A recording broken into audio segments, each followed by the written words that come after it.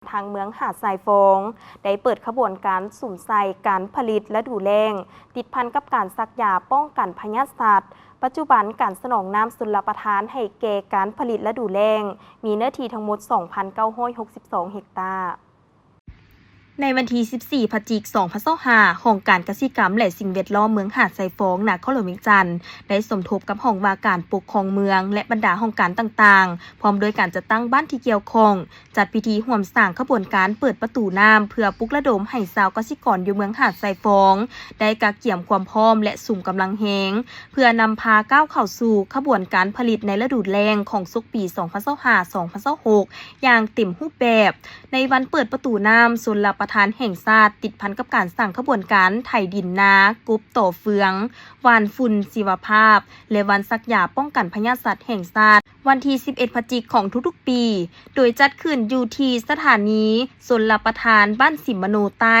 โดยการเข้าร่วมของท่านธนงศิลป์แสงพะวงศ์ประธานคณะกรรมการปกครองเมืองหาดทรายฟงในพิธีท่านแสงมณีหลวงไซหัวหน้าองค์การเกษตรกรรมและสิ่งแวดล้อมเมืองหาดทรายฟงได้กล่าวรายงานให้ฮู้ต่อกับเวียกงานชลประทานเวียกงานเลี้ยงสัตว์และการประมงและเวียกงานคุ้มครองและพัฒนาที่ดินเกษตรกรรม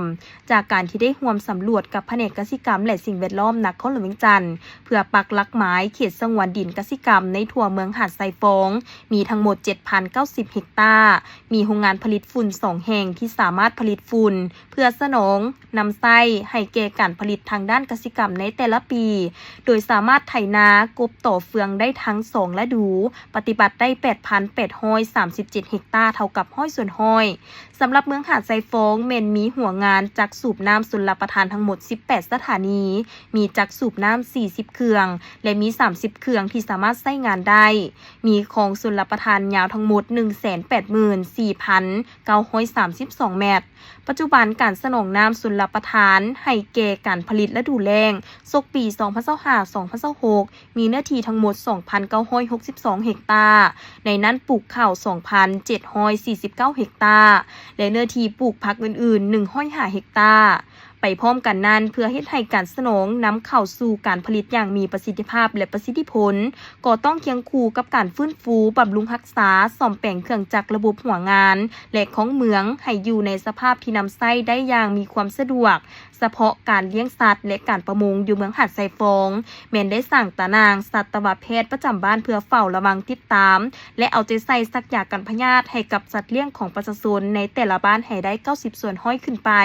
โดยอิงใส่กฎหมายว่าด้วยการเลี้ยงสัตว์และการสัตวแพทย์เพื่อรับประกันให้สัตว์เลี้ยงมีสุขภาพแข็งแรงหลุดพ้นการล้มตายของสัตว์ที่เกิดจากพยาธิระบาดตามฤดูกาลโดยเฉพาะพยาธิปากเปื่อยลงเล็บอาหิวาหมูอาหิวาสัตว์และอื่นๆซึ่งเมืองหาดทรายฟงได้วางตัวเลขคาดหมายจะซักยาให้ได้96 ส่วน100ของฝูงสัตว์ในนั้นมีคืองัวควายหมู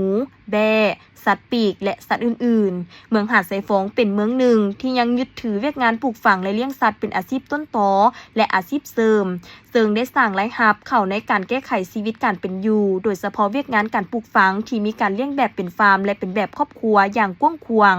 สามารถตอบสนองทาสซีนให้กับเมืองและนครหลวงได้ดีในระดับหนึ่งเคียงคู่กับการเปิดขบวนการจัดตั้งอนามัยระบบของเมืองดังกล่าวก็เป็นเพื่อกวดกาเครื่องจักรหัวงานอาคารต่างๆเปิดน้ำและก็เก็บความพร้อมในทุกด้านแนวใส่รับประกันการสนองน้ำแก่การผลิตให้ทันฤดูกาลพร้อมกันนั้นก็เพื่อเป็นการสร้างขบวนการเฉลิมฉลองวันซักยาป้องกันพยาธิสัตว์เลี้ยงแห่งชาติวันที่ 11 พฤศจิกายนและเน้นใส่เพื่อสุกยูส่งเสริมการเกี่ยมการผลิตและดูแลงพร้อมทั้งเปิดขบวนการไถกบต่อเฟืองและยุแหงขบวนการผลิตของพ่อแม่ประชาชนทั่วเมืองหาดทรายฟงให้มีความเข้มแข็งทางด้านปริมาณและมีประสิทธิภาพ